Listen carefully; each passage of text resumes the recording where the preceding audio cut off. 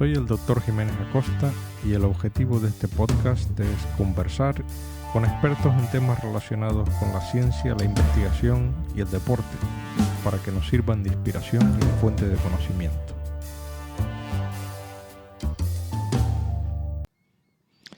Hola a todos en un nuevo episodio de Aprendiendo del Experto.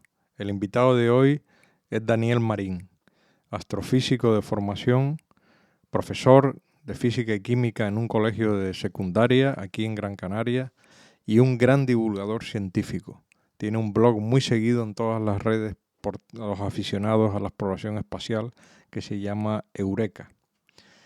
Este científico es sin duda de las personas que más saben sobre cohetería, sobre misiones espaciales, sobre astronáutica de toda España. Ya verán que está perfectamente al día y nos va a enseñar un montón de cosas y a inspirarnos para seguir profundizando en estos temas. Antes de dar paso al episodio, como siempre, permítanme hablar un minuto sobre el patrocinador, el Gofio La Piña. Esta empresa canaria produce y comercializa el gofio, que es un alimento muy nutritivo, hecho a base de cereales tostados y molidos. Rico en proteínas e hidratos de carbono. El gofio, además del gofio, recomiendo probar las barritas nutritivas de gofio de varios sabores como plátano y coco, plátano y pasta de higos, buenísimos, para llevar siempre como alimento en cualquier actividad deportiva. En mi caso no puede faltar en las rutas en bicicleta y pueden comprar estos productos a través de la página web Gofio Shop. A continuación, mi conversación con Daniel Marín. Daniel Marín es astrofísico y un gran divulgador de ciencia, y entonces es un placer oírlo. Seguro nos va a interesar muchísimo, además que el tema es muy sugerente, que es la exploración espacial.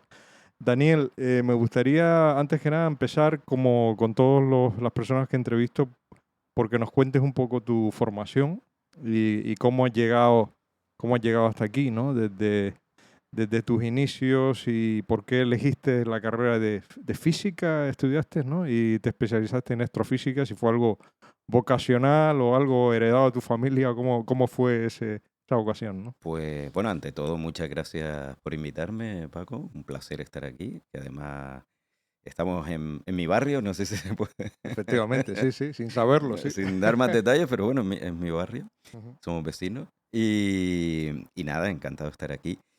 Y con respecto a la formación, pues yo lo tenía muy claro, estudiar astrofísica desde pequeño, y en esto he de decir que no soy nada original con respecto a mucha gente de mi generación y muchos de los que estudiamos astrofísica, porque la vocación me vino después de ver Cosmos de Carl Sagan. Eso Entonces, es, sí. me Yo- gustaría tener otra anécdota más original, pero es así. eso despertó muchas vocaciones, sí, efectivamente. Ujú. Y fue ver Cosmos y yo quería estudiar desde chiquitito astronomía. Ajá. Astronomía, luego pues ya supe que estaba astrofísica, que la astronomía como tal, bueno, es una rama más bien de matemáticas como carrera, Ujú. y que si uno quiere estudiar el universo, pues es astrofísica, ¿no? Y eso fue Ujú. lo que despertó en mí ese interés por la astrofísica, fue Cosmos y Carl Sagan. Y estudiaste física en la Universidad de La Laguna, ¿fue? En La Laguna, sí.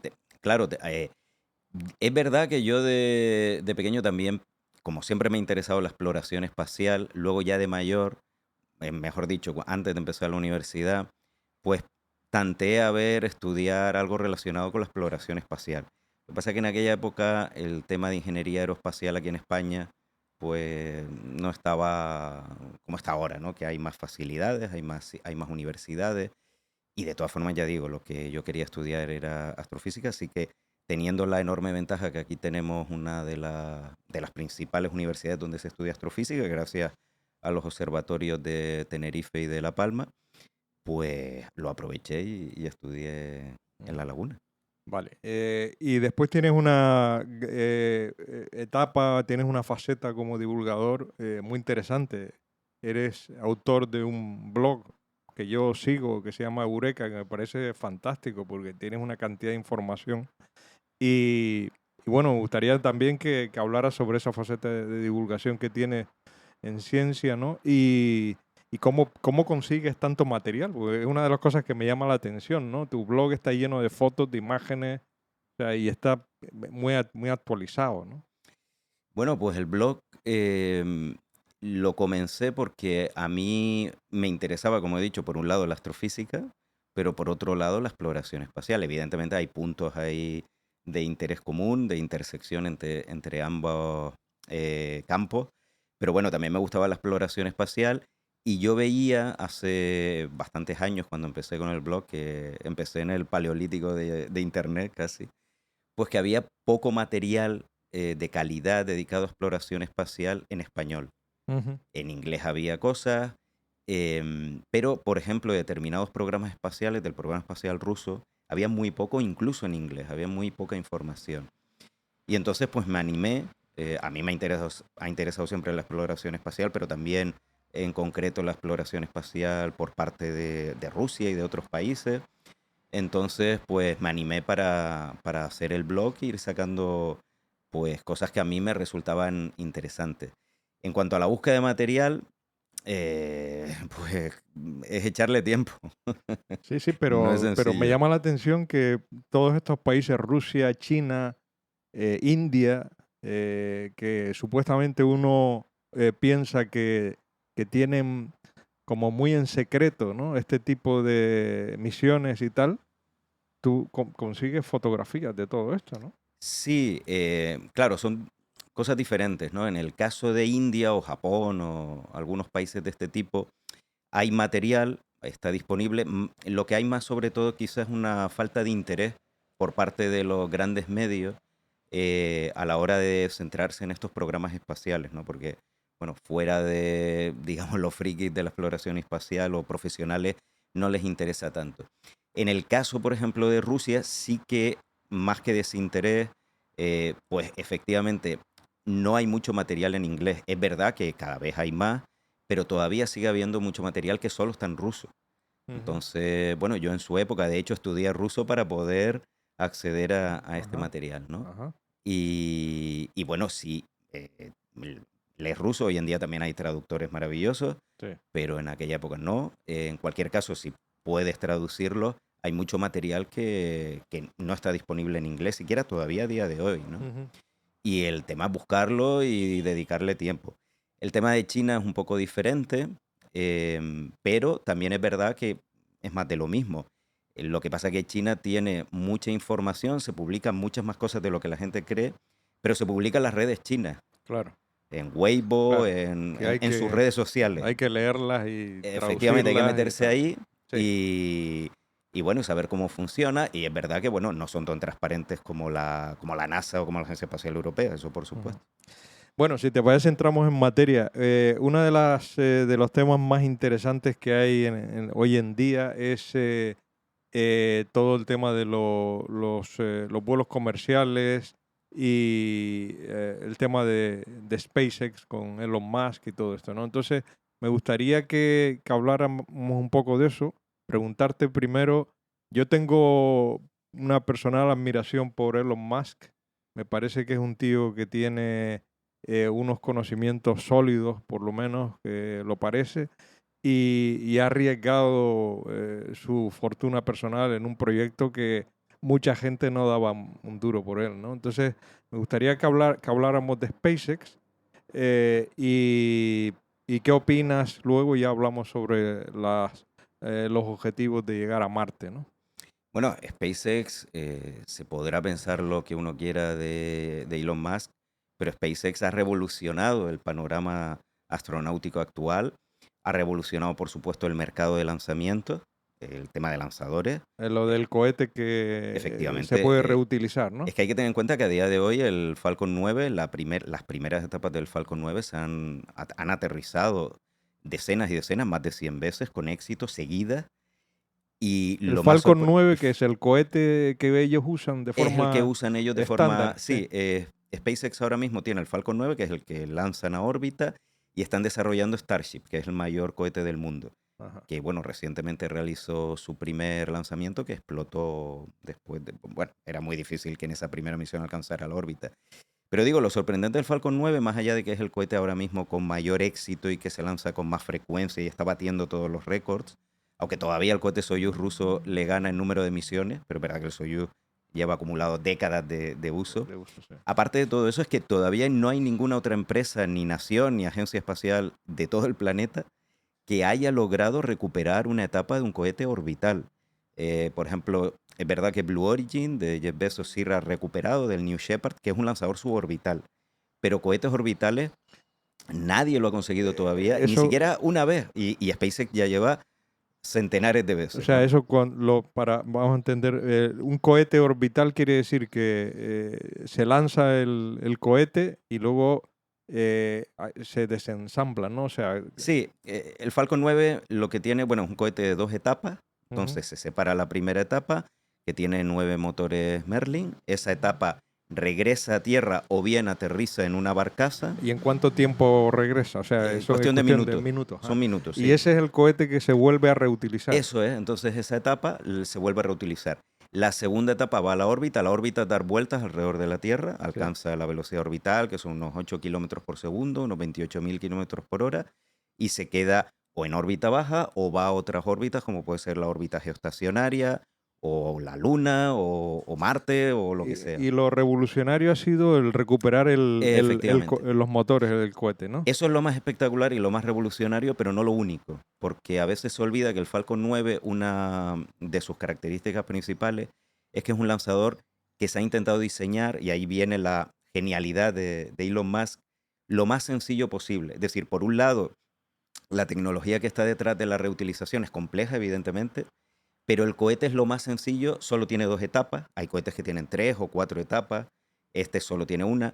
Solo emplea un tipo de combustible, queroseno y oxígeno líquido. Hay cohetes que emplean hidrógeno, combustible sólido, combustibles hipergólicos. Este es solo queroseno. Tiene el mismo tipo de motor en las 2 etapas, que son los motores Merlin, etcétera, etcétera. Es decir, que la sencillez es lo que dirige, ¿no?, el diseño del Falcon 9. Ajá.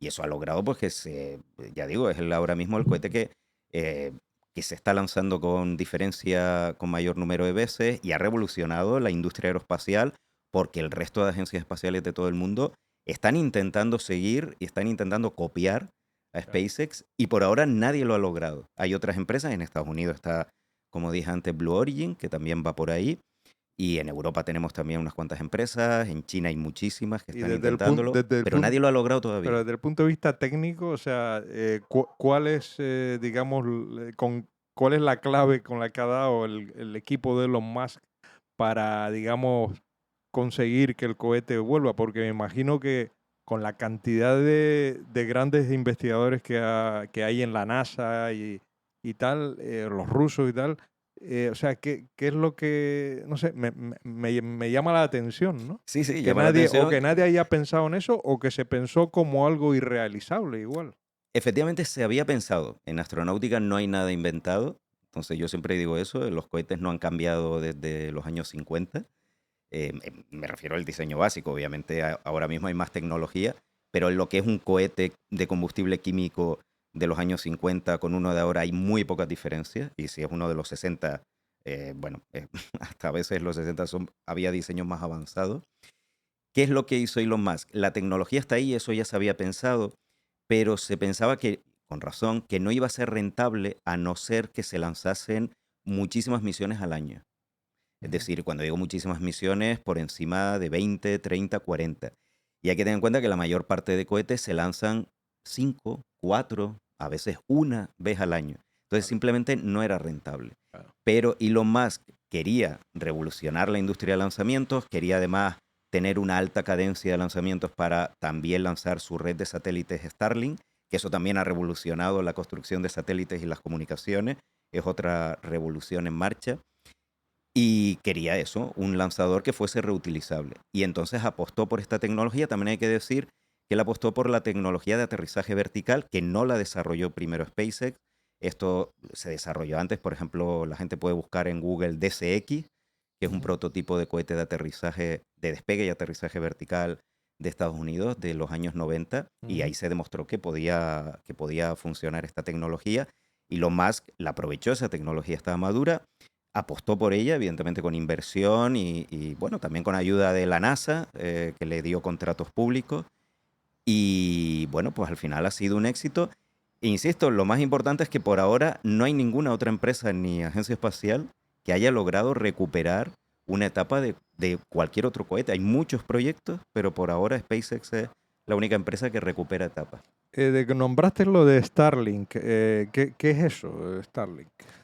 ¿Qué es Starlink? Pues Starlink es ni más ni menos la mayor constelación de satélites de toda la historia.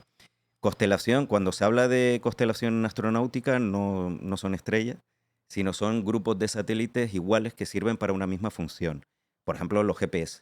Los GPS, cuando nosotros hablamos de GPS, en realidad hay varios satélites de posicionamiento, de navegación. Está el GPS de Estados Unidos, está el Beidou chino, está el Galileo europeo, etcétera. Pero los GPS pues, son muchos satélites, una órbita media que sirven para lo mismo, para navegación, posicionamiento y navegación. Bueno, pues normalmente las constelaciones están formadas, como en el caso de los GPS, por decenas de satélites y ya está. Starlink ahora mismo tiene más de 4.000 satélites en órbita. Y es de la compañía Son de SpaceX. SpaceX. Starlink no es una empresa aparte, sino que forma parte de SpaceX. Y son satélites de comunicaciones en órbita baja que están revolucionando las comunicaciones. Han revolucionado todo, ¿no? El mercado de lanzamiento porque están utilizando el Falcon 9. O sea que es un tema, ellos pueden utilizar su propio cohete que es de bajo coste para lanzar muchísimos satélites. No lo están lanzando con otra empresa, tienen esa ventaja. Ha revolucionado la construcción de satélites porque se están lanzando miles de satélites y ahora mismo hay que tener en cuenta que más de la mitad de los satélites en activo son Starlink. Es increíble, ¿no? Ajá. Y luego son satélites de comunicaciones que lo que te permiten es comunicarte con un ancho de banda importante a Internet en todo el mundo. ¿Y él los vende a otros países o solo trabaja en Estados Unidos con No, esta aquí tecnología? te lo puedes poner. O sea, tú puedes estar en medio del Pacífico, aquí en la cumbre de Gran Canaria, te pones la antena, obviamente hay que pagar, un servicio de pago, Claro. ese es el negocio, y te conectas a Starlink. Entonces, el potencial es brutal, porque eso te permite llegar a sitios donde no hay ninguna infraestructura, y luego además, y esto lo estamos viendo con la guerra de Ucrania, hay un interés enorme de los militares, del Pentágono, Claro, por esta imagino, constelación, por supuesto. por temas obvios de comunicación en el campo de batalla, pero sobre todo porque es una red indestructible. O sea, incluso si, bueno, esperemos que no, ¿no? Pero si hubiese una guerra entre Rusia y Estados Unidos y se derriban satélites, tú puedes derribar 1, 2, 3 satélites. Y eso, los satélites espías son carísimos. Y harías un desastre enorme, ¿no? Porque son satélites muy caros. Pero Starlink puede derribar 10, 100 Sí, y pero tienes 1000 4.000, ¿no? y sigue funcionando. O sea, puedes derribar 1000, que es imposible. O sea, no se pueden derribar 1000 Sí, satélites, ni siquiera 100. de hecho él en la guerra en Ucrania están usando esta tecnología, ¿no? Él se los ha dado, hubo un rifirrafe con el Pentágono porque, claro, bueno, Elon Musk es muy listo y una de las cosas que sabe él es aprovechar, digamos, la financiación pública, que le dé, bueno, Lógico, normales. es normal, claro.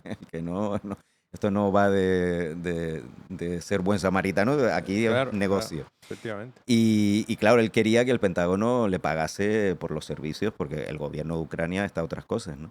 Y bueno, al final sí que se lo va a pagar, primero que no, luego que...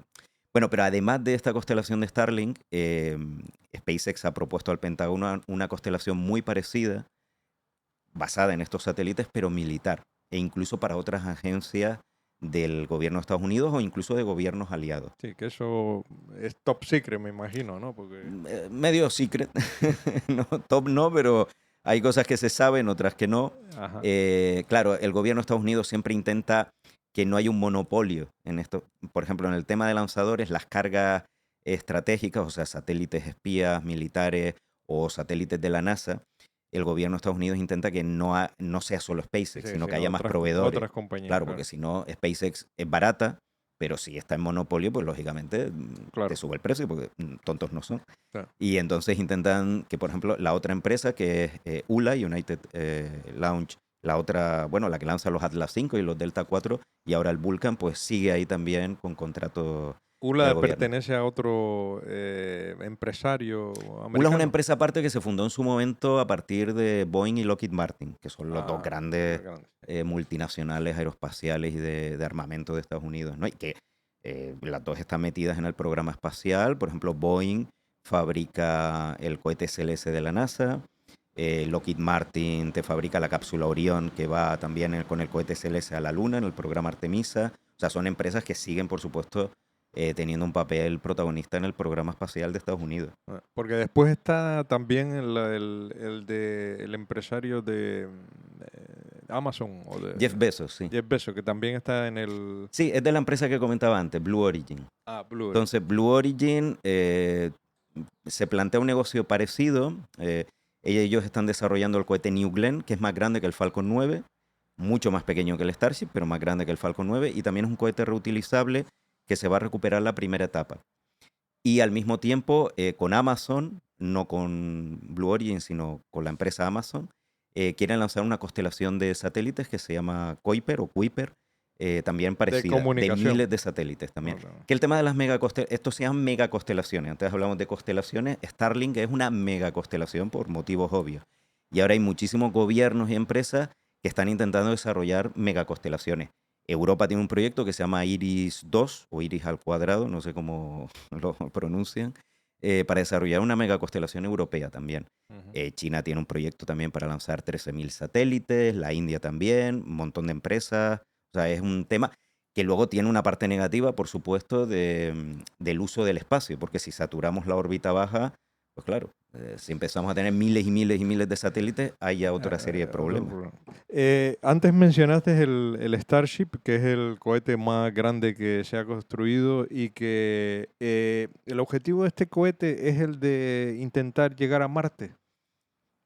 Sí, ese es el objetivo inicial con el que Elon Musk planteó el proyecto Starship. A ver, Elon Musk tiene una visión muy clara, ¿no? Él planteó el Falcon 9 para poder revolucionar el mercado de lanzamientos, lanzar misiones tripuladas, ganar dinero y con ese dinero, sobre todo del gobierno federal, que le ha dado muchísimo dinero para desarrollar la Crew Dragon. No hay que olvidar que SpaceX también tiene naves tripuladas, que es la nave Crew Dragon, que es la que ahora lleva a los astronautas de la ISS junto con la Soyuz rusa. Ahora mismo solo hay dos naves tripuladas que van a la Estación Espacial Internacional. Una es la Crew Dragon de SpaceX, de Estados Unidos, y la otra es la Soyuz rusa. Pues con este dinero y con esta tecnología, luego su objetivo desde un principio ha sido ir a Marte. Y para eso, evidentemente, para ir cuanto más lejos haya que ir en el espacio, hay que lanzar cohetes más grandes, porque cuesta energía. Y él concibió en su momento, bueno, tenía otro nombre, el BFR y otra serie de nombres. Y a partir de ahí, pues, está el proyecto actual de Starship, que es eso, el cohete más grande del mundo, que es totalmente reutilizable. Esto va un paso, bueno, varios pasos más allá del Falcon 9. No solo es mucho más grande, para que nos hagamos una idea, el Falcon 9 puede poner en órbita baja unas 23, 25 toneladas, ¿vale? Redondeando. Starship estamos hablando que puede poner más de 100 toneladas en órbita baja. Y si es desechable, podría poner hasta 200 toneladas en órbita baja. Pero es totalmente reutilizable. Starship se va a reutilizar la primera etapa, como el Falcon 9, pero también la segunda etapa, que eso es mucho más complicado. Ujú. Y claro, eso también limita la capacidad de carga. Por eso el Starship, aunque es más grande y más pesado que el Saturno 5 del Apolo, va a poner menos carga en órbita.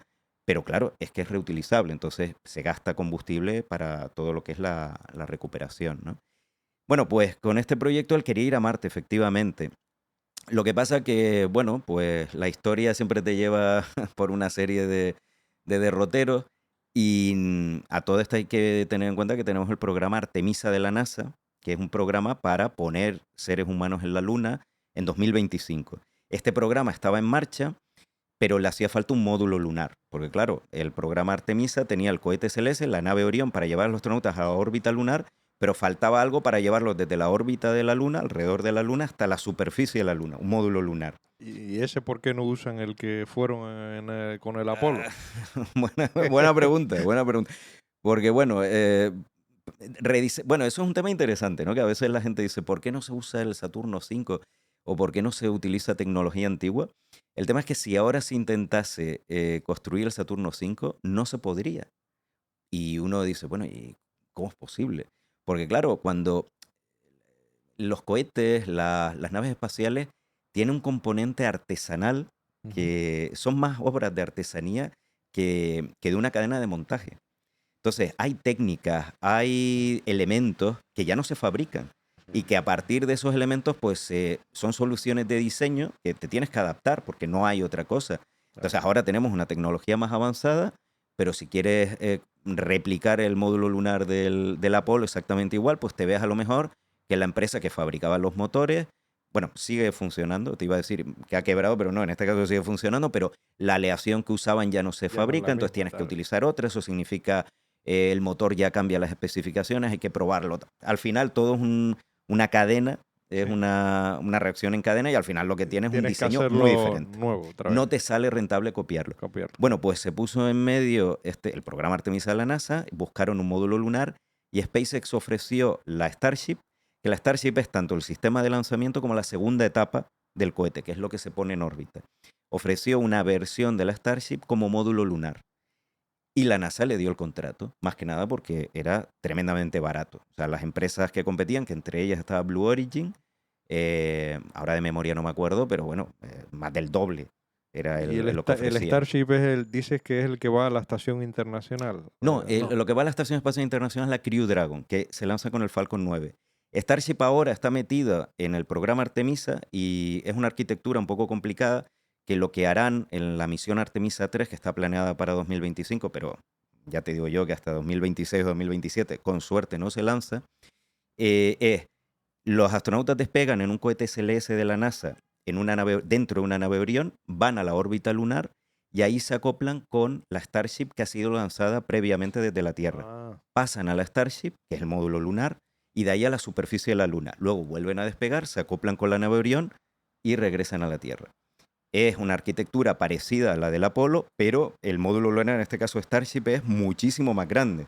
De hecho, si uno lo mira, puede comprobar que el módulo lunar es 5 veces más grande que la nave Orión. O sea, es una desproporción brutal, ¿no?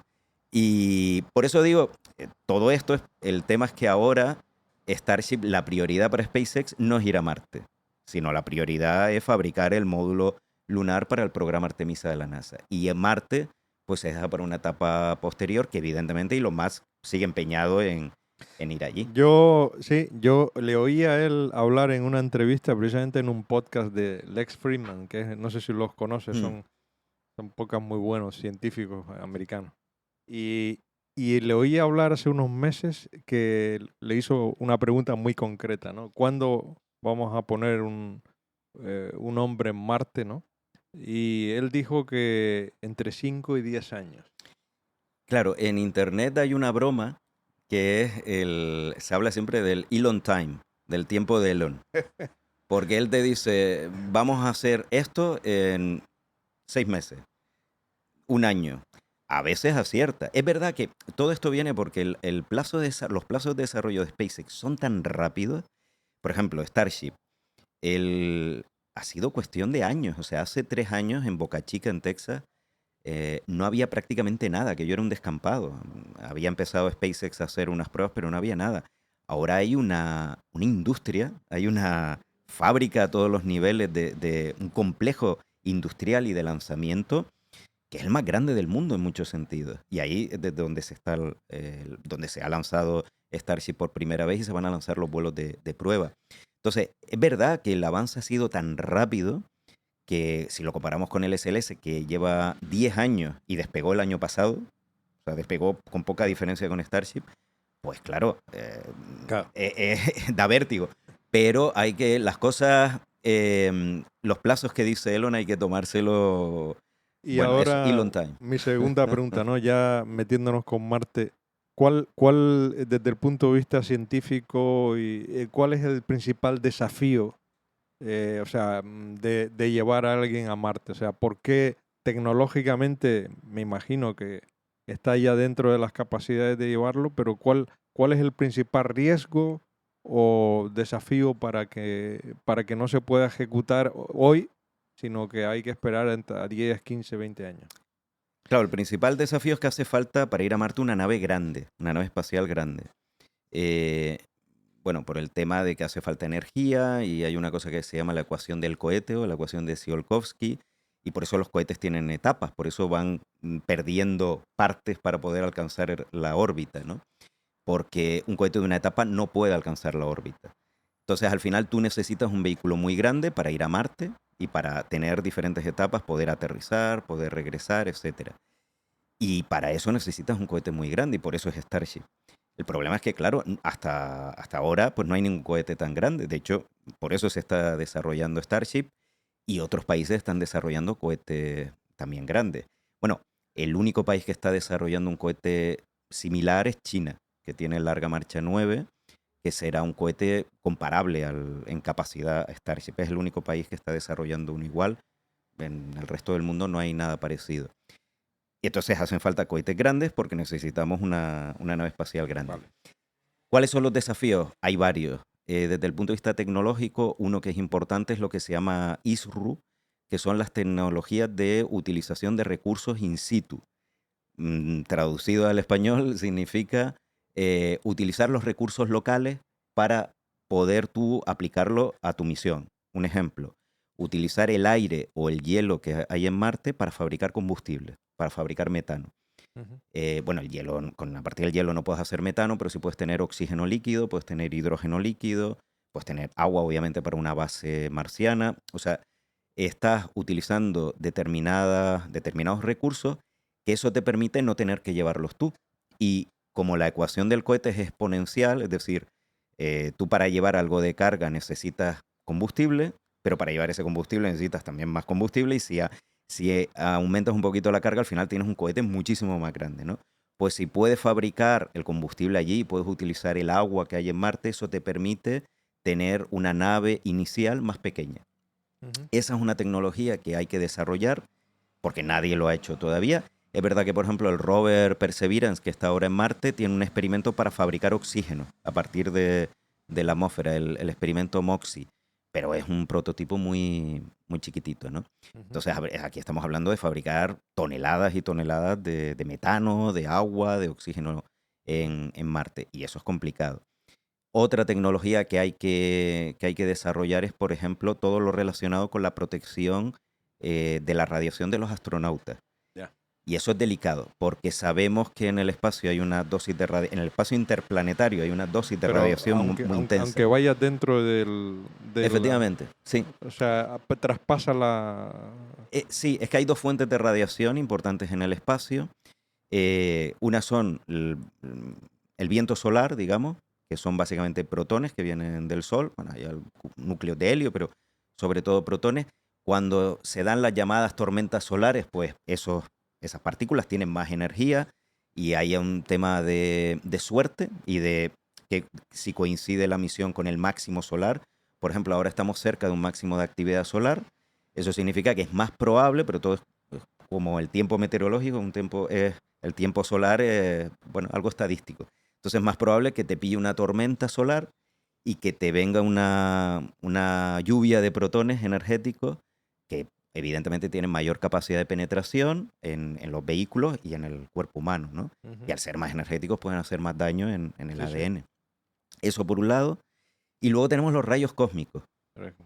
Y los rayos cósmicos sí que es la clave en este sentido, porque los rayos cósmicos son partículas pesadas, no son protones, los protones son núcleos de hidrógeno, sino que aquí estamos hablando de, por ejemplo, núcleos de hierro incluso, son partículas pesadas que están aceleradas a altas energías, se supone que, bueno, se supone no, proceden de supernovas, de eventos energéticos por ahí en el universo, que los canaliza el campo magnético de la galaxia, y el caso es que no llegan aquí, y si estás en el espacio interplanetario, pues te dan estos rayos cósmicos. Y los rayos cósmicos sí que en la Tierra no llegan, afortunadamente, por la atmósfera y por el campo Y magnético. la gente que está esto internacional, que llevan cientos de días ahí, no han ya tenido estos efectos. No, porque la Tierra está afortunadamente protegida de eso, por el campo magnético.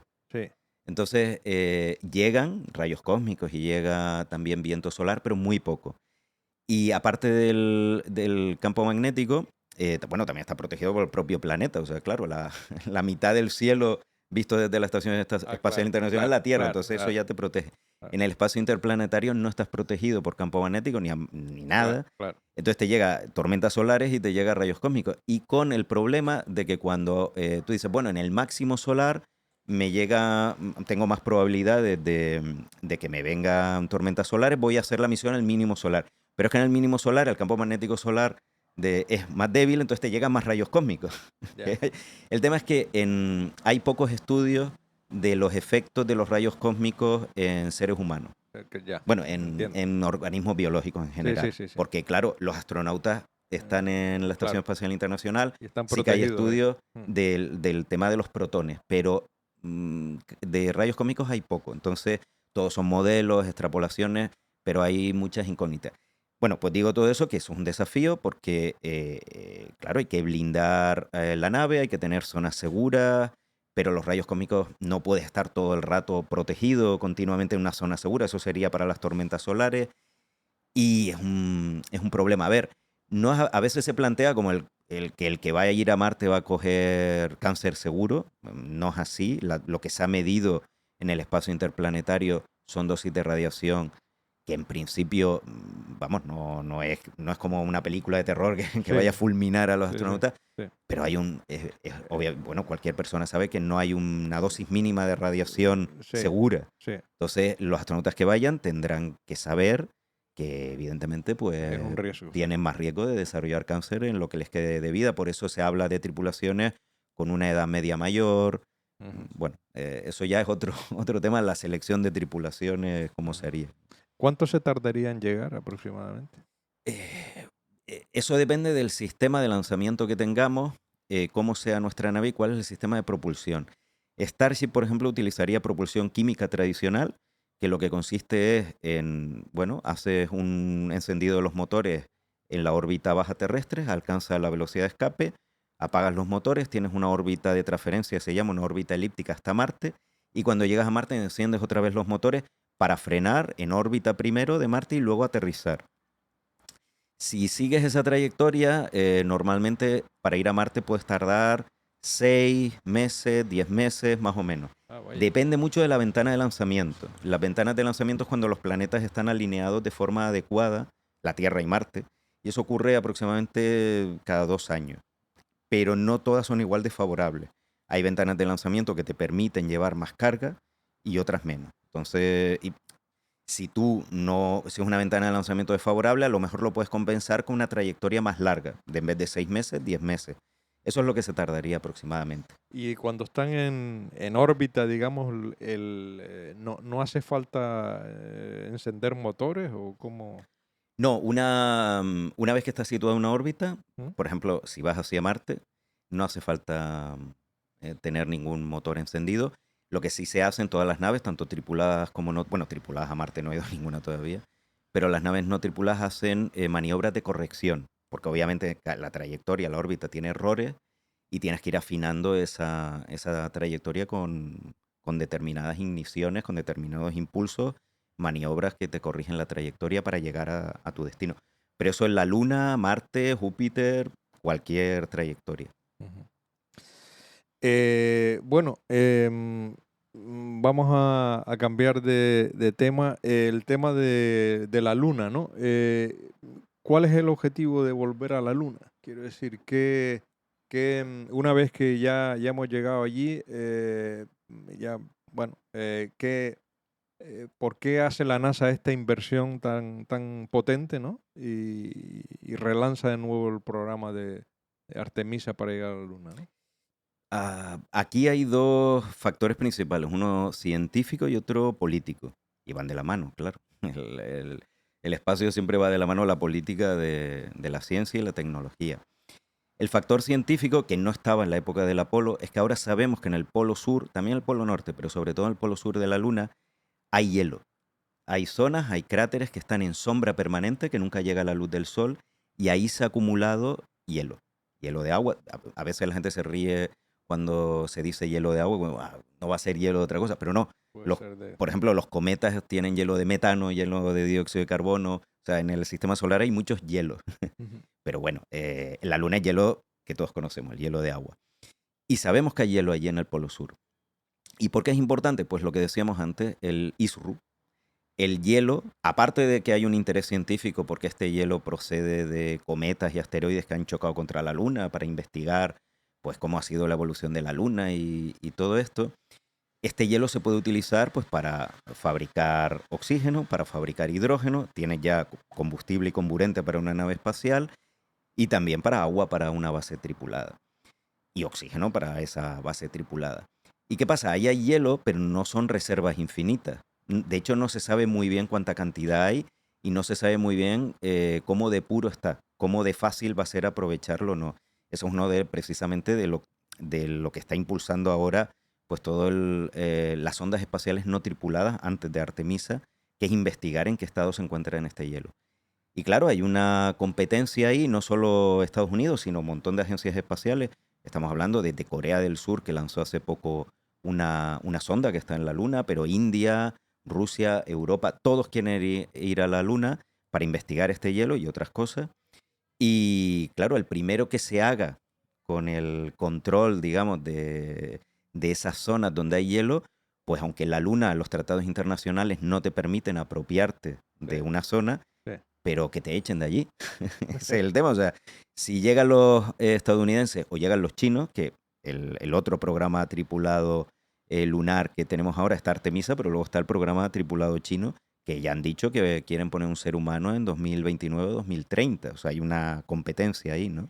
Ujú. Pues el primero que llegue, tanto con naves tripuladas como no tripuladas, no te pueden echar, porque sería un acto de guerra, es un acto hostil, ¿no? Ujú. Pues esa es la parte, ya digo, la parte científica es el hielo. Que está en la parte oculta o Está como no, en el Polo Sur. Polo Sur. En el Polo Sur. Como es el Polo Sur, hay una parte que está en la cara oculta, otra en la cara visible. Y luego la parte política, pues eso, el primero que llegue, en este caso hay una carrera clara entre China y Estados Unidos a nivel de misiones tripuladas. Ujú. A nivel de misiones no tripuladas, ahora mismo está mandando eso, naves a la Luna prácticamente todo el mundo. Literalmente, o sea, Japón, Europa, nosotros colaboramos con Estados Unidos, pero también colaboramos un poco con China, China, India, Rusia. Bueno, lo que pasa es que Rusia ahora no está, tiene otras prioridades, lógicamente, Sí, después de, sí, sí, de la sí, invasión de Ucrania. El programa espacial ha quedado relegado, sí. pero todas las agencias espaciales del mundo están centradas en la Luna y en el caso de Estados Unidos y China, son países que van a llevar eso, astronautas Por el allí. hielo, ¿no? Por Y, el hielo y un tema político, ¿no? eh, Claro, ¿por qué llevar personas? Bueno, ahí evidentemente hay un tema también de prestigio. China es una potencia emergente, bueno, emergente, ya claro, es la segunda claro, potencia económica del mundo, pero claro. sigue creciendo. Y entonces quiere, pues, Claro, no, como, y tecnológicamente claro, ha quiere crecido mucho. mandar ese mensaje, ¿no? Soft Claro. power y de ¿Y alguna vez nacionalismo. se ha planteado de coger la Luna como como una plataforma de lanzamiento? Efectivamente, eso es algo que se ha planteado muchas veces desde los años, pues te diría, a lo mejor 40 perfectamente, desde Hermann Oberth y von Braun y los pioneros de la astronáutica, que eso se planteó, porque el campo gravitatorio de la Luna es menor, entonces tú puedes lanzar cosas de forma mucho más sencilla de la Luna. Además no tiene atmósfera y bueno, ya en los años 50 y 60 había proyectos para eso, lanzar cosas desde allí o incluso extraer recursos, no el hielo, sino minerales de la Luna y lanzarlos a la órbita, porque sale más barato que lanzarlos desde la Tierra. A la órbita me refiero al espacio cislunar, ¿no? Alrededor Sí. de lo que es la Tierra.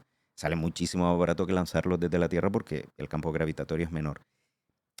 Eso se ha planteado. Lo que pasa es que ahora mismo no es una opción. No te digo dentro de 50 o incluso menos, a lo mejor 40 años, quizás. Pero ahora mismo es más sencillo y más barato si uno quiere ir, por ejemplo, a Marte, ir a Marte directamente desde la órbita baja. No, ya digo, no podemos descartar que en el futuro, si tenemos bases lunares y hay toda una infraestructura, se pueda utilizar esto como, pues eso, mandar hielo, mandar recursos del polo sur de la Luna a Marte o para misiones a Marte. No se Ujú, puede descartar. ujú. pero lo que es el grueso de un programa tripulado a Marte, Es mejor hacerlo desde sí, aquí ahora. a día de hoy sí. Mira, te iba a preguntar por estos satélites que, bueno, que llevan muchos años en el espacio, ¿no? Por ejemplo, los Voyager, ¿no? Que, no sé, llevarán más de 50 años o 40 o S- 50 años en el Sí. espacio y ya, yo creo que ya ha pasado del sistema solar Bueno, las Voyager incluso. no llegan a 50 años, pero casi.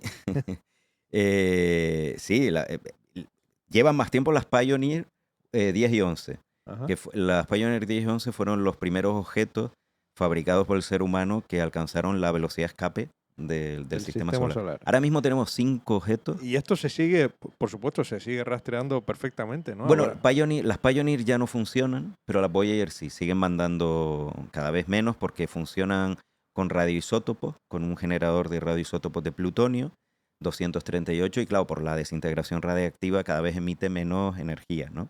Ajá. Pero siguen activos las Pioneer no, ya digo, pero las Voyager 1 y 2 sí, y han salido fuera del sistema solar. El sistema solar, bueno, definir la frontera del sistema solar es complicado.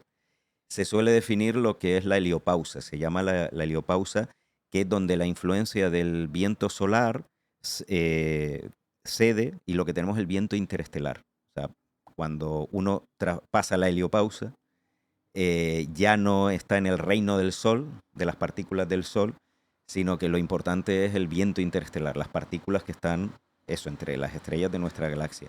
Pero sí que es verdad que es una frontera un poco subjetiva, porque hay objetos del sistema solar, cometas de la nube de Oort o incluso planetas enanos que se han descubierto, que su órbita va más allá de la heliopausa. Pero bueno, es una de las fronteras del sistema solar. Y las Voyager ya han pasado, las Pioneer también, y hay un quinto objeto que es la New Horizons, que es una nave también, todas son naves de Estados Unidos, que fue lanzada para explorar Plutón y pasó por Plutón en la década pasada y también por un objeto del cinturón de Kuiper que, bueno, primero se llamó Ultima Thule y luego Arrokoth, pero es una sonda que también va en una trayectoria de escape fuera del sistema solar. A mí una de las cosas siempre me ha impresionado es la inmensidad del universo, ¿no? Entonces, me gustaría que habláramos un poco sobre eso, ¿no? Estamos como decía Carl Sagan, ¿no? Creo que él fue el que lo decía, ¿no? Que la Tierra es como una mota de polvo que está iluminada por un rayito de luz y, y la inmensidad del universo, bueno, es algo que yo creo que es inimaginable, ¿no? Y nosotros vivimos ahí en esa mota de polvo y construimos eh, nuestra vida y nuestras emociones y todo, y estamos ahí, ¿no? Y yo creo que cuando uno lo mira de fuera, dirá, joder, qué poquita cosa somos, ¿no? O sea, tiene que haber algo más ahí, ¿no? Entonces, me gustaría que hablaras un poco sobre eso, sobre la inmensidad del universo, cómo tú se lo transmitirías a la gente, lo grande que es y lo pequeño y lo poca cosa que somos, que además vivimos en un planeta que no es nada particular, no tiene nada de especial y que de repente en este minúsculo, en esta mota de polvo, se ha originado la vida, ¿no? O sea, a ti qué te, qué, mm, qué te inspira todo esto, ¿no? Lo que estás comentando es muy interesante porque habrá gente que no lo sepa. Carl Sagan tiene el libro Un punto azul pálido, en inglés es Pale Blue Dot, que se basa en esa imagen. Esa imagen de la Tierra suspendida en un rayo de sol la tomó precisamente la Voyager 1. Y fue un proyecto no solo de Carl Sagan, pero Carl Sagan, que ya era una figura pues muy conocida en los años 90, presionó y otros científicos para que la Voyager 1 girase sus cámaras, que ya había completado su Exactamente, sí. misión, y hiciese un retrato de todo el sistema solar. Eso es. No todos, porque Mercurio no se puede, está demasiado cerca del Sol, pero bueno, hizo Eso es. Sí. un retrato y captó la Tierra. Y claro, desde la distancia, de hecho hubo muchísima resistencia, aunque la Voyager 1 ya no se usaba, porque claro, dice, pero ¿para qué quieres hacer imágenes si a esa distancia solo se van a ver puntos? Y claro, Carl Sagan decía, esa es la idea, Esa es la idea. transmitir la pequeñez de la insignificancia de la Tierra, no ya a escalas de la galaxia o a escalas del universo, sino simplemente a escalas del sistema Sistema solar. solar. Y a partir de eso, pues él hizo un libro donde, tomando como base esa imagen, que es uno de sus mejores libros, que es eso, un punto azul pálido, Pale Blue Dot. Y si alguien no lo ha leído, por supuesto, recomiendo que se lo lea o que vean el vídeo. En internet hay muchos vídeos donde sale Carl Sagan narrando, describiendo, ¿no? esta imagen que, bueno, es preciosa si entiendes lo que estás viendo, porque tú la ves y bueno, es una birria, es un punto azul y ya está. No, no, claro, es nuestro planeta y todo lo que ha pasado en la Tierra, todos los reyes, como dice Carl Sagan, todos los soberanos, todos los ladrones, toda la gente común, ha vivido solo ahí en ese punto, ¿no? Y es el único sitio además donde sabemos que ha surgido la vida, porque en toda la inmensidad del universo no sabemos de otro sitio donde haya aparecido la vida. Y en cuanto a la inmensidad en sí del universo, es que es muy complicado porque está fuera del alcance de la mente humana entender lo grande que es. Ya nos cuesta las distancias en el sistema solar entenderlas, pero bueno, podemos llegar a comprenderlas, podemos llegar a familiarizarnos con ellas, pero claro, ya las distancias interestelares entre las estrellas de nuestra galaxia, solo de nuestra galaxia, eso cuesta muchísimo, porque la gente cree, no todo el mundo, pero hay mucha gente que cree que a lo mejor las estrellas están más o menos como los planetas en el sistema solar, y las distancias entre las estrellas son inmensas, inmensas, ¿no? Por eso cuando se habla de si aquí llegan extraterrestres o no, entonces, bueno, si vienen tienen que tener un objetivo muy claro porque la cosa no está para perder tiempo porque cuesta muchísimo viajar entre las estrellas con las leyes de la física que conocemos.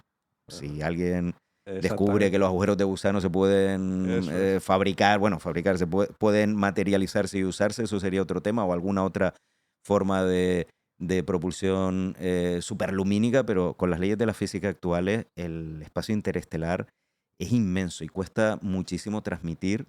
Yo mismo, siempre se hacen analogías, ¿no? De, pues si el Sol es del tamaño de una uva, Próxima Centauri estaría en Nueva York, cosas así. Sí.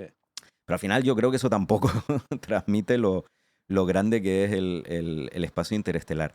Y ya a nivel de todo el universo, porque hay que recordar que nuestra galaxia, que tiene pues más de 100.000 millones de estrellas, es una galaxia de entre miles, de cientos de miles de millones de galaxias. Pues eso ya es, bueno, que está en otra escala, ¿no? Ahí creo que sí es recomendable ver las imágenes de campo profundo, por ejemplo, del Hubble o ahora del James Webb, que son telescopios espaciales. Sí.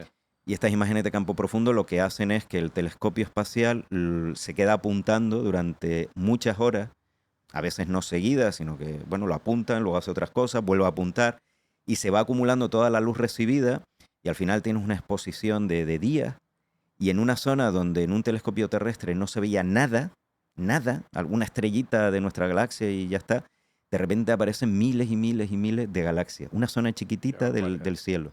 Y tienes ahí miles y miles y miles de galaxias y muchas de ellas, porque hay que tener en cuenta que cuando uno mira en el universo por la velocidad de la luz, que es finita, cuanto más lejos vemos, estamos viendo más atrás en el tiempo. Entonces muchas de esas galaxias además son galaxias muy jóvenes, que las estamos viendo como eran cuando el universo tenía pocos miles de millones de años, o en el caso del James Webb, pocos cientos de millones de años, que me parece impresionante. Y dado toda esa inmensidad del universo, del espacio, y que nosotros somos algo minúsculo, ¿cuál es tu reflexión sobre la posible vida en otros exoplanetas, en otros planetas o no, donde sea?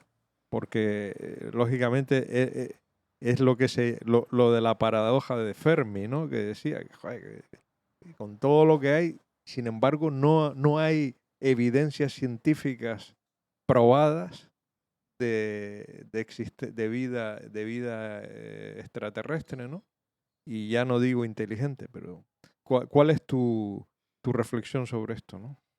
¿Tú eres de los que creen que hay vida fuera de...? Yo creo que sí. Lo que pasa es que no deja de ser una creencia, no deja de ser un acto de fe y eso no es científico. Claro. Porque cuando se habla de este tema, como no hay pruebas, pues no deja de ser, yo creo, y claro, eso no es científico. Claro. Si quitamos nuestra nuestras esperanzas como seres humanos, que no queremos estar solos, lógicamente. Manos, somos animales sociales y gregarios, es lógico, no queremos, nos aterra, ¿no? Que el cosmos, es- y si estamos solos en el universo, es como algo aterrador, ¿no?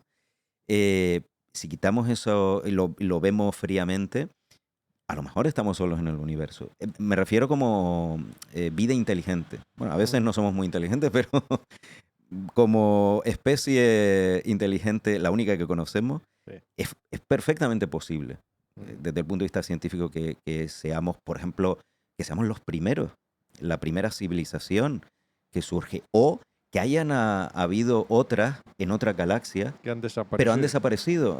Que la inteligencia sea tan rara que en estos momentos en nuestro, claro, si uno mira galaxias muy lejanas, ya digo, estamos viendo atrás en el tiempo, pero en nuestro vecindario galáctico, a lo mejor somos la única en estos momentos.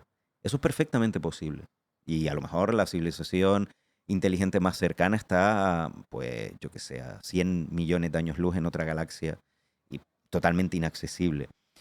Entonces, no lo sabemos. Lo que sí sabemos es lo que comentas, la paradoja de Fermi, que a día de hoy no hay ninguna prueba de que haya vida inteligente.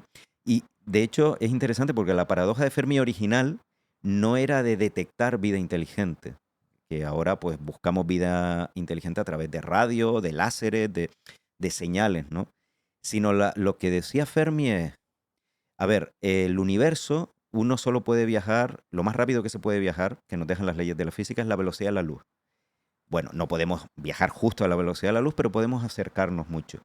Pero incluso si viajásemos a la mitad o a un tercio de la velocidad de la luz, una civilización que construyese una nave que viajase, ya digo, a menos de la mitad de la velocidad de la luz, llegase a la estrella vecina, ahí construyese varias naves que fuesen a su vez a otras estrellas vecinas. Así, pues simplemente yendo, entre comillas, despacio, Ujú. ha habido tiempo suficiente en la historia del universo y en la historia de la galaxia para que todas las estrellas hayan sido visitadas por esa civilización, con solo una. Ah, sí. Ni siquiera, a lo mejor la mayor parte de las civilizaciones no les interesa la tecnología o no les interesa viajar o son como delfines, no pueden fabricar nada o porque no tienen manos o vete a saber, o son babosas. Ujú. Pero basta que una civilización inteligente haga eso, evidentemente tiene que tener ese impulso explorador o conquistador, o Sí. llamémosle. Entonces ha habido Para que, tiempo ha para habido que... tiempo para que Para... todas las estrellas de la galaxia hayan sido visitadas físicamente Ujú. por una civilización extraterrestre.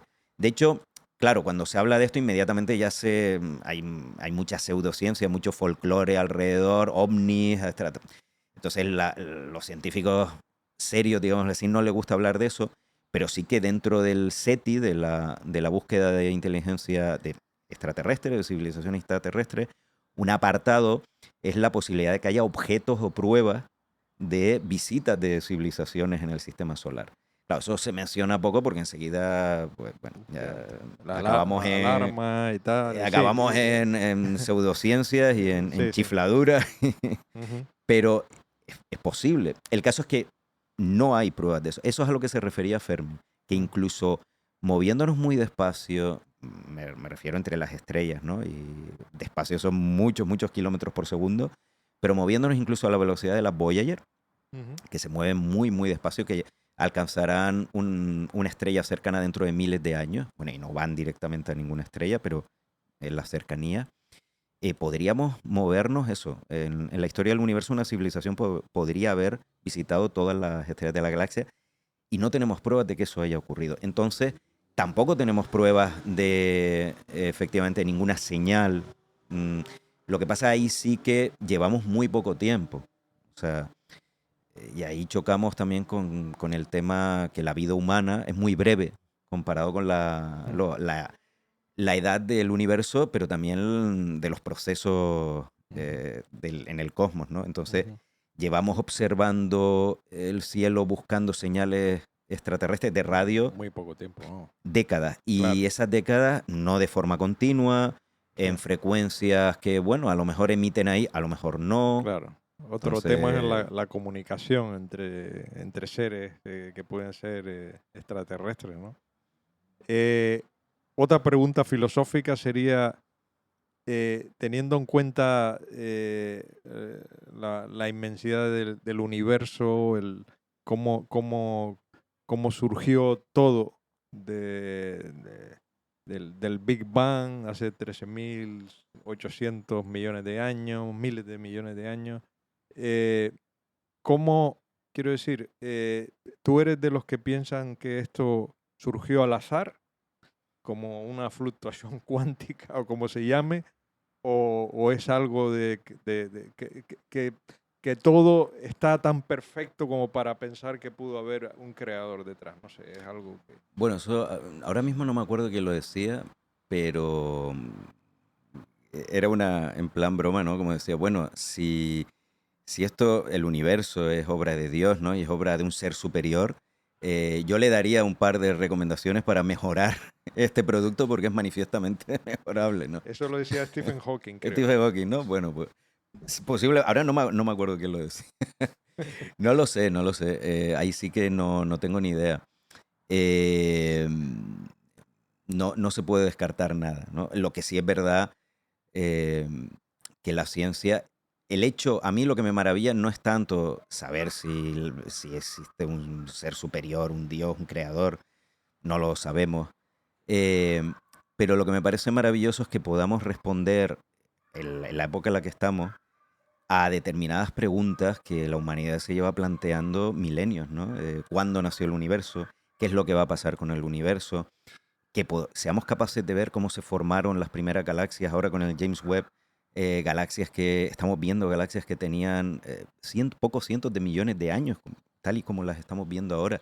Que seamos capaces de eso, Sí, me eso parece es increíble. Que increíble. además ahora tengamos la tecnología, que lo comentabas antes de exoplanetas, para detectar posibles formas de vida, que son los biomarcadores, en otros planetas. Ahora mismo no hemos descubierto nada por ahora, pero tenemos la tecnología para usando telescopios espaciales y terrestres, observar atmósferas de planetas extrasolares y ver si hay lo que se llama biomarcadores, o sea, elementos y moléculas que por separado no, pero en conjunto, pues podrían indicarnos, en una prueba bastante fuerte, de que ahí podría haber vida. Vida. Ajá.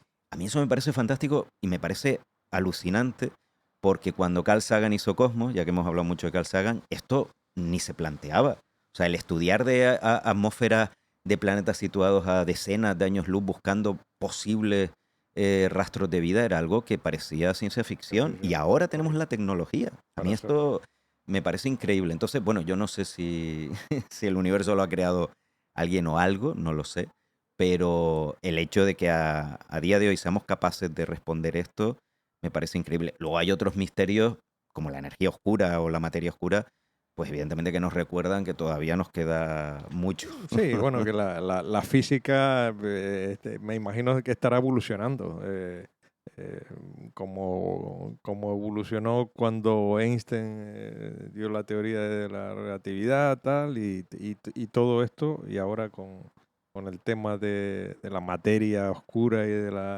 la energía oscura, ¿no? Que es la mayoría de la energía que hay en el universo, ¿no? El 95% de masa y energía, nos dijo que la masa y energía es lo mismo, ¿no? Son equivalentes, no es que sea lo Ujú, mismo. ujú. eh, no sabemos lo que es. Entonces, claro, por eso a veces, y esto viene mucho por parte de cosmólogos, astrofísicos, cuando por un lado se recuerda todo lo que hemos avanzado, pero por otro lado, Todo lo bueno, es que el que queda. 95% no sabemos lo que es. Y lo más sorprendente es que, por ejemplo, de ese 95%, el 70 y pico por ciento, que es la energía oscura, no sabíamos ni que existía hasta principios de este siglo, Claro. que es cuando se confirmó, bueno, Lo de finales de los 90, la principios de este siglo. aceleración de las galaxias y Exacto. esto, ¿no? Es que el universo Se cada está vez expandiendo. sabíamos que se estaba expandiendo, pero cada vez se va expandiendo más rápido porque hay una energía por todos lados, Ujú. constante, por eso también se le llama la constante cosmológica, que provoca que la expansión del universo se vaya acelerando.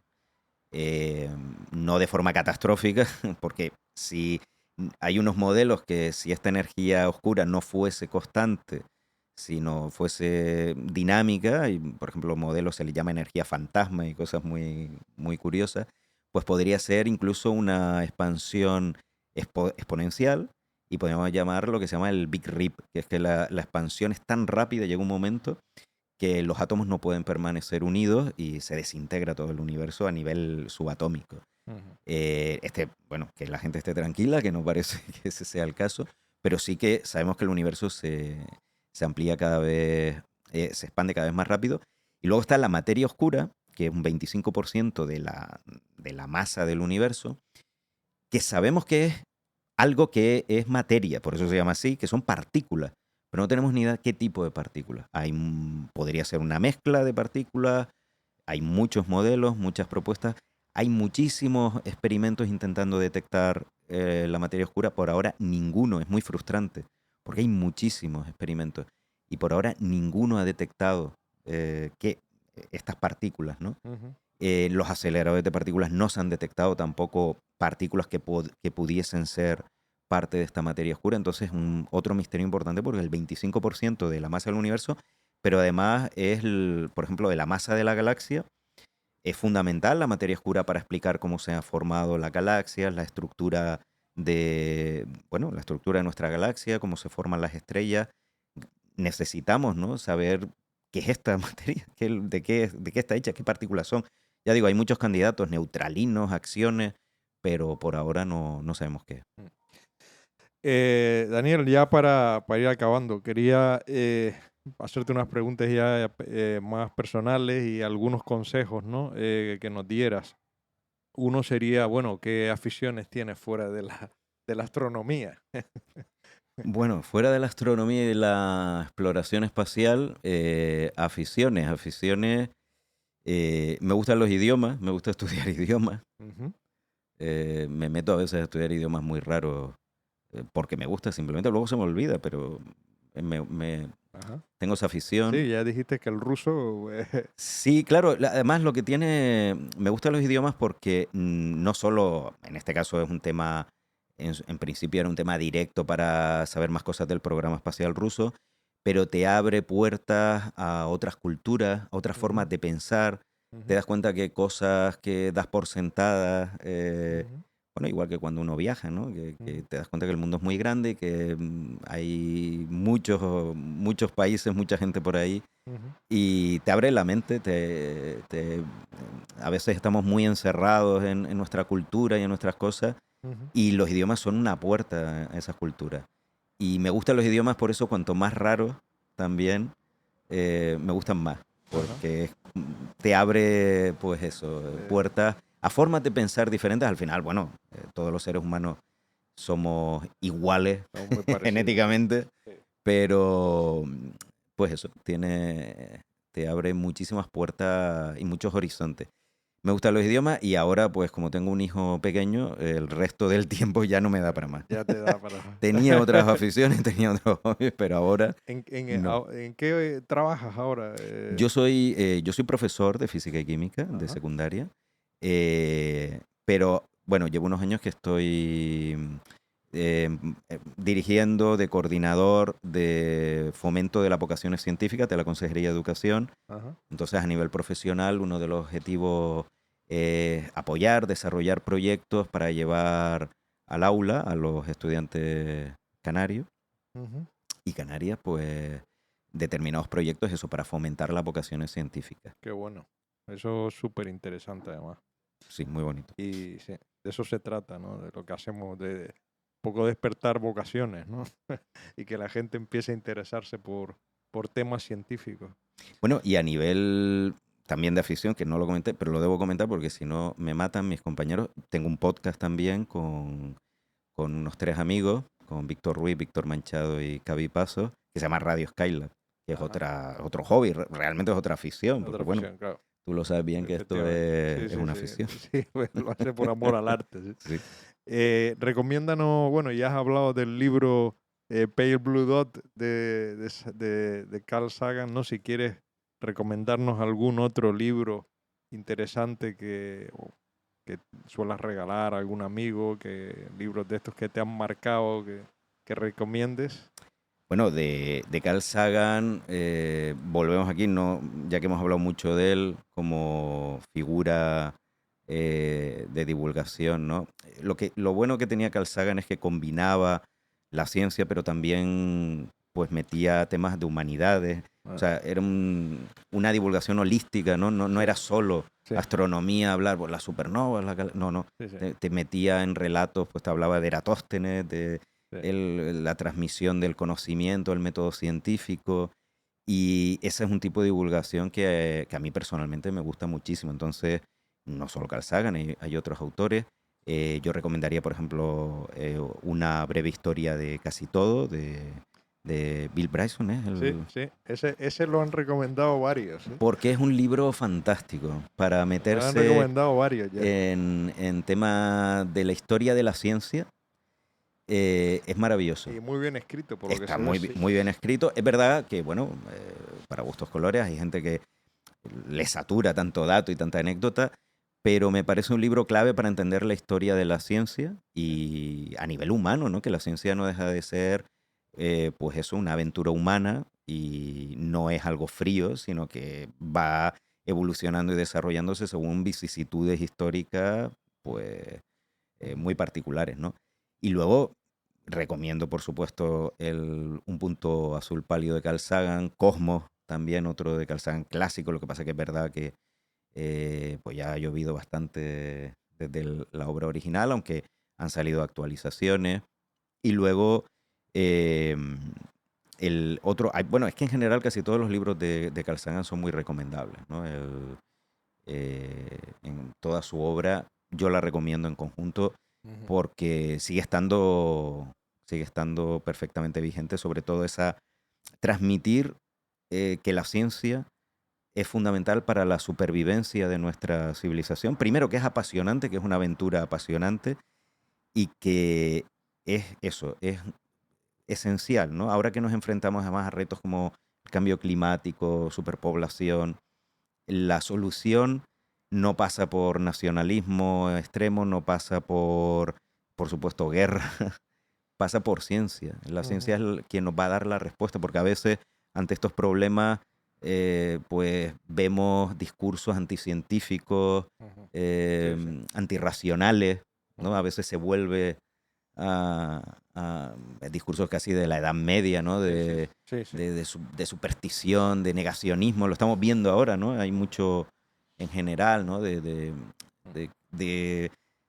sobre todo eso, negar la autoridad, que, a ver, la ciencia no es religión, entonces obviamente hay lugares discutibles donde se puede discutir, pero luego sí que hay consenso científico.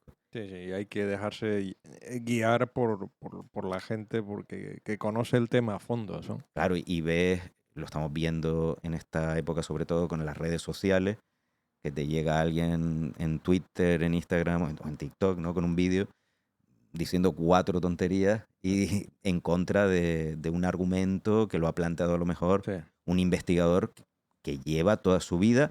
Y ojo, en ciencia el argumento de autoridad no vale, pero sí que, repito, está el consenso científico. Sí. Un investigador no, pero si tienes 100 o 1000 o 10.000 que te están diciendo, mira, esto es así, Ujú. y a lo mejor no estamos seguros de que esto sea así totalmente, pero sí estamos seguros de que no es como lo estás diciendo tú. Ujú. Pues hay que escuchar, ¿no? Y la ciencia ahí es sigue siendo esa luz en la oscuridad que nos decía Carl Sagan, esa guía, ¿no? En tiempos oscuros. Ujú. Y por eso digo, recomiendo toda la obra de Carl Sagan. Por último, ¿algún país para visitar? Tú que te gusta tanto viajar y conocer nuevas... para viajar, ¿qué sitio nos recomiendas? ¿Qué país? Hombre, he viajado menos de lo que me gustaría, pero en línea con el tema de los idiomas, a mí me gusta mucho, por ejemplo, me gustó mucho Japón, Japón. me pareció una experiencia tremenda. China también, muy diferente, pero también es muy recomendable. Ya digo, porque son países tan diferentes, al Ujú. mismo tiempo muy parecidos, porque, bueno, son países desarrollados, sobre todo China ahora, ¿no? Cada vez más, Sí. Japón desde hace décadas, Sí, pero pero son muy te diferentes, sí. sorprende Es como, cosas. Yo estando en Japón tenía la impresión de estar en un universo alternativo, ¿no? Ves que evidentemente la gente hace lo mismo porque somos seres humanos, Sí. pero dices, Eh, bueno, algo tan que yo daba por sentado, algo tan básico, ¿cómo pueden hacerlo de forma tan diferente al mismo sí, sí, tiempo, sí, ¿no? sí. Y es muy llamativo, es un país muy atractivo, Ujú. así que bueno, recomiendo al que pueda que se vaya a Japón. Yo también. Pues Daniel, muchas gracias por haber compartido esta hora y cuarto casi hablando de ciencia, de astronomía, de la exploración espacial, súper interesante y nada, es un placer, ¿no? Hubiera gustado ser alumno tuyo, ¿no? Porque se ve no sé, que hablas con pasión y con mucho conocimiento de todo. O sea, que te felicito también por la faceta tuya de divulgador. Me parece muy importante y que sigas con el proyecto tanto del podcast como del blog. Pues muchísimas gracias, un placer por la invitación y bueno, esperamos coincidir en otras veladas podcastiles Espero, con Radio Skylab o en este podcast. espero que sí. Las conclusiones de este episodio son las siguientes. En primer lugar, recalcar la magnífica misión que está teniendo Elon Musk y su compañía SpaceX como revulsivo y revolucionario en el mundo de la astronáutica. Sobre todo con la fabricación del cohete y el desarrollo del cohete Falcon 9, que puede ser recuperable y que, por lo que se ve en la mayoría de las misiones que van ahora al espacio, se hacen a través de esta compañía sin prácticamente fallos en estas misiones. En segundo lugar, no sabía que había tantos satélites de comunicaciones en el espacio. De nuevo, Elon Musk y su compañía SpaceX se llevan la palma. Tienen 4.000 satélites en órbita y ofrecen servicios de Internet a todo el mundo mediante la compañía Starlink, de tal manera que uno puede comprar la antena y conectarse a Internet de alta velocidad de cualquier lugar del mundo.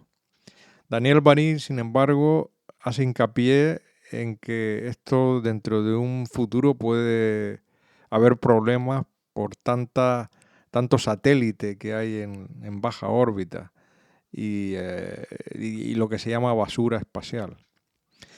En tercer lugar, haría hincapié también en la exploración de la Luna, el gran interés por parte de todas las agencias espaciales de diversos países en ir de nuevo a la Luna, sobre todo al Polo Sur, porque se ha descubierto que hay hielo de agua, como él dice, hielo, que se quiere explotar y ver su potencial para abastecimiento.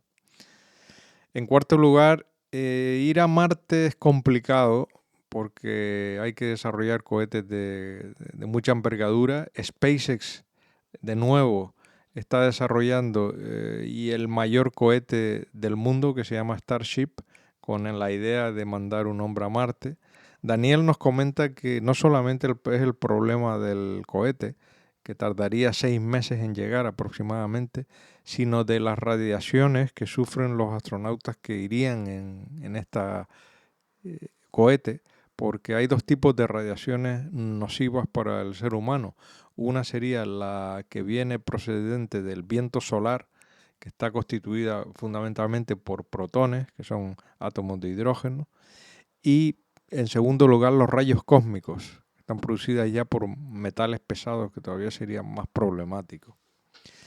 En quinto lugar, de nuevo hacer hincapié en el enigma que subyace a lo que se conoce como la materia oscura y la energía oscura del universo, que ambas componen un 95% de la materia del universo. Es tanto materia oscura como energía oscura. Y solamente un 5% es visible. Esto se está investigando intensamente, pero todavía resulta un misterio. Y por último, hablar de Carl Sagan, que ha sido y sigue siendo, yo creo, el mejor divulgador que ha existido en astronomía. Él ya está fallecido, pero su obra está ahí. Cosmos, Pale Blue Dot, libros imprescindibles, y que a lo largo de esta conversación Daniel Marín ha revivido de nuevo lo que a él le inspiró para meterse en este campo, y también que sería muy interesante volver a leer a Carl Sagan. Y nada más, amigos, esto ha sido el episodio de hoy. Les espero dentro de un par de semanas aproximadamente en un nuevo episodio científico de Aprendiendo del Experto.